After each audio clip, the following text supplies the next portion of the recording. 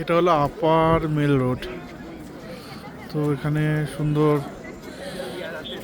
Photoshoot হচ্ছে সবাই।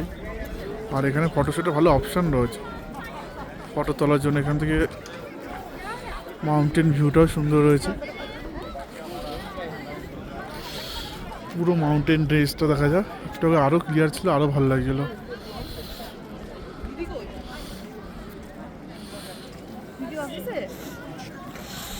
এখানে যে চার্চটা রয়েছে,